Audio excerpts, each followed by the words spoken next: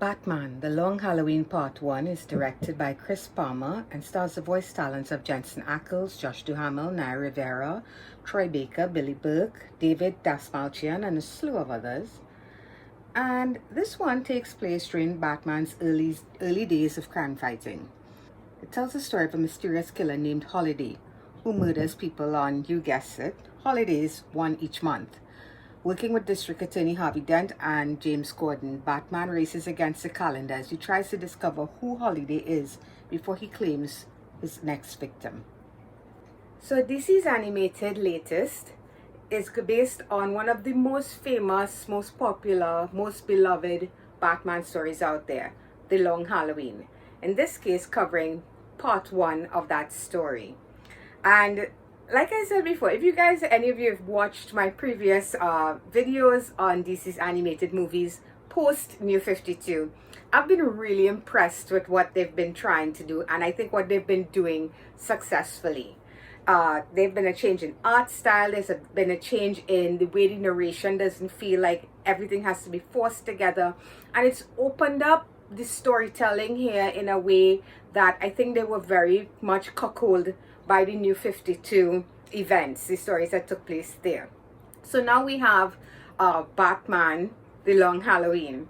And prior to this, the biggest one we had was probably The Killing Joke. And prior to that, Under the Red Hood. But The Killing Joke was the one everybody had an eye out for, including myself. And when I saw it, while I liked how it looked, to me that's all there was really to it. It was such a disappointment, really, because they seemed to focus so much on getting it to look exactly like the comic that they took their eye off the ball story-wise, and it just did not deliver. So here comes The Long Halloween, a story, by the way, that as we know, Christopher Nolan, he was inspired by this to some extent for The Dark Knight and that sort of thing. So this is a big deal, and getting it right is a big deal, you know, especially for Batman fans out there. And overall, I would say they definitely got it right. So let's get into it. And I'll start, of course, where I always do, with the visuals, and in this case, the animation. And like I said before, guys, I've just been so happy with what they've been doing with the animation in the DC universe, in their animated universe. You know, it does feel definitely inspired by the work of in that graphic novel. But obviously that look, you know, it would not translate that well in a atmosphere where things have to move, you know, rather than be on a still page. So I think what they did here was a nice balance between the two. And once you get used to it and you get into the story, it flows really well.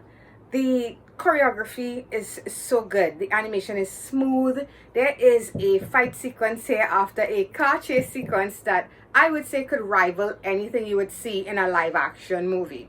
That's how good it was. That's how, and nothing looked stiff. Everything it was perfect for me. I enjoyed, I could not find fault with the animation here. I really couldn't.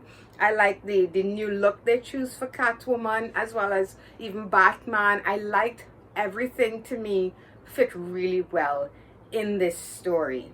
And of course, we have next in line would be the people who bring these characters to life, the voice cast.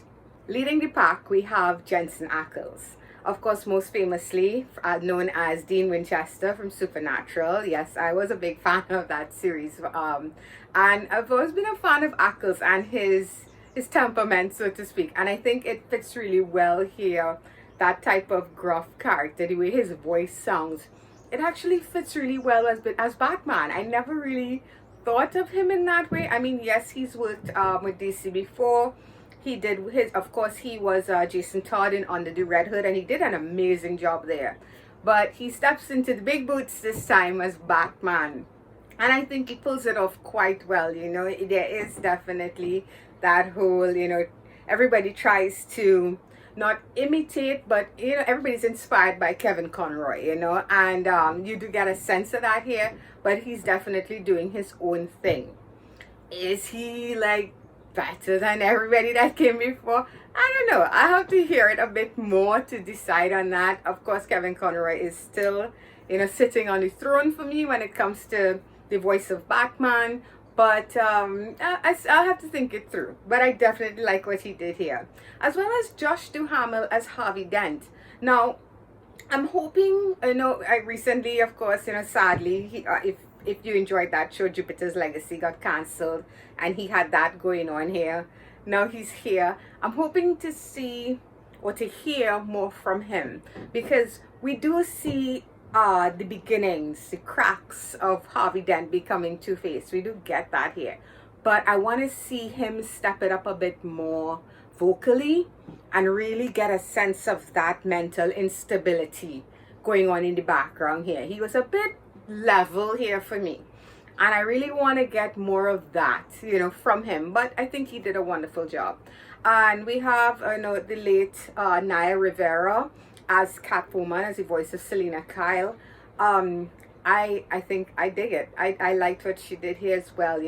Selena is a character who's very, very smart, and she covers that up with that whole seductive sensuality thing, and I think you hear that in Naya's vocal work for her. So I thought she did a wonderful job, and it's a shame we won't have her going forward, but she did wonderful work here as well. But the standout has to be the man with the name that always makes me think of David Dalmatian. I don't know why that name, it sticks in my head as Dalmatian, I'm so sorry. David Dastmalchian as Calendar Man, and he definitely steals the show. It's a character I've always been, first of all, we all know, who has the best rogues gallery in the world of comic books? It's Batman. It's Batman, right? Maybe followed by Spider-Man, I think. Yeah, I think. But seriously, guys, I want a movie where this guy is the main villain. I really want this. And I want David to voice him. He stole the show. It was such a Hannibal Lecter-esque moment.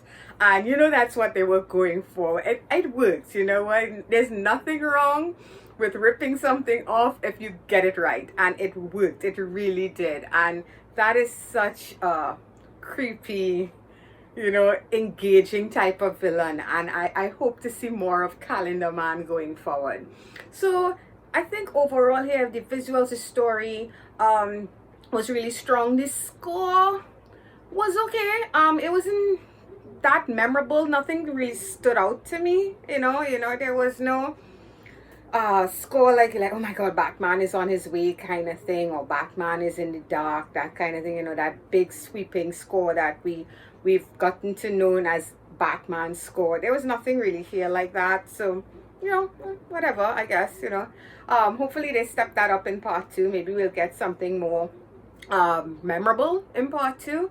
And again, I'm passing over, I'm talking about voice cast, and I'm forgetting Troy Baker. How could I forget Troy Baker? His Joker, it's really good. It's really awesome. It's not Mark Hamill. Again, Mark and Kevin, they are just on a certain level. It's just so iconic what they've done with those characters. It's very, very, very hard to put anybody above them, but right below them, yeah, Troy Baker gets it for me. His Joker was really good. So moving on, as a whole, this worked really well for me. It's not your typical Batman beating up bad guys in alleyways. Batman once again learning all his ninja stuff and being a badass.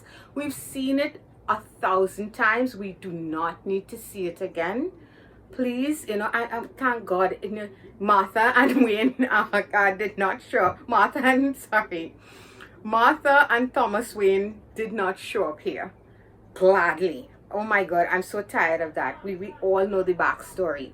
Let's move forward. And where they moved forward here is very interesting. We're getting to see Batman become the world's greatest detective. That is here. We see how he's learning. We see the missteps, the mistakes he makes. And it's so interesting to me to see a story that focuses on that for a change. Batman as a novice, as opposed to Batman as the absolute most perfect superhero that ever existed. Because that's boring. You know, people talk about Superman is so boring because he's so perfect. Batman to me could be boring when that is the way he's treated. That he always has an answer and he always has a plan and he always knows what he's doing. I want to see a flawed Batman, and that's what I got here.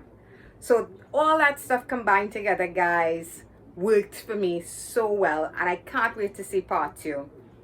I'm giving part 1 a very strong 8.5 out of 10. There's just little things here that didn't work for me, but overall it does feel like they're treating it with a level of intelligence. You know, they're not dumbing things down, and I so dig that. I hope they stick with this. They've been doing a wonderful job. So definite 8.5 out of 10 for me. I really enjoyed this, and I'm looking forward to part 2. And that's going to be it for the Long Halloween part 1. So if you guys have seen it, let me know what you thought. Did it deliver for you? Have you read the comics that it's based on, and what do you think comparison wise? You know, where does it stand for you? And if you enjoyed this video, please feel free to hit that thumbs up button. It's always appreciated. If you're new and you'd like to subscribe to my channel, you can click on my face and it pops up right about there. And I've got a whole host of DC animated reviews for you to check out. So if you got the time, you can do that as well.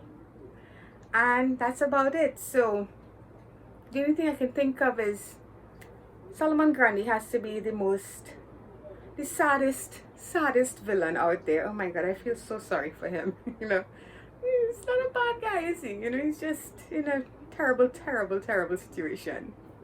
And yeah, that's it. So until next time, guys. Bye-bye.